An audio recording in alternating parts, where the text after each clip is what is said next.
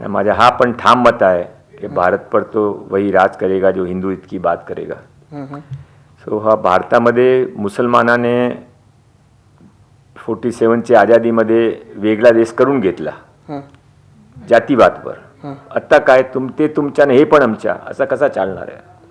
तुम्ही इथे राहावा, चांगली रीतीने राहावा, पण जे दादागिरी करता इथे हे चालणार नाही आहे. जे दादागिरीच्या मध्ये काही बांगलादेशीने आपण सपोर्ट करता, रोहिंग्याने सपोर्ट करता, आपण सरकारी जमीनवर कब्जे करता, असा जे काही चालला ते बरोबर नाही आहे.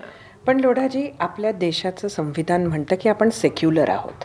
आहे ना त्यामुळे secular. हाही तुमचा म्हणजे तोही तुमचा हाही आमचा असं म्हणत असताना आज इथं राहणाऱ्या मुसलमानांचा हाच देश आहे. मुसलमानाचा देश आहे, पण ते या देशाचे जे काही आहे देश हिंदुस्थान आहे हा एस्टॅब्लिश आहे. माझं तर मत आहे की हा हिंदुस्थान आहे.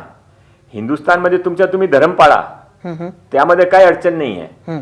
पण तुम्ही ते हिंदुस्थानचे विरोधामध्ये तुम्ही जे काही वावरता की जे काही बांगलादेशी रोहिंग्याने सपोर्ट करतात, नाही, बरोबर, ह्याचं कोणी समर्थन नाही लव करत. जिहाद चाललाय, लँड जिहाद चाललाय, हा जे नशेचे वेळी चाललाय, पण सर्व फक्त त्याने आवडणार नाही म्हणून आपण सर्वांनी गप्प बसायच्या तर आपला काय होणार आहे.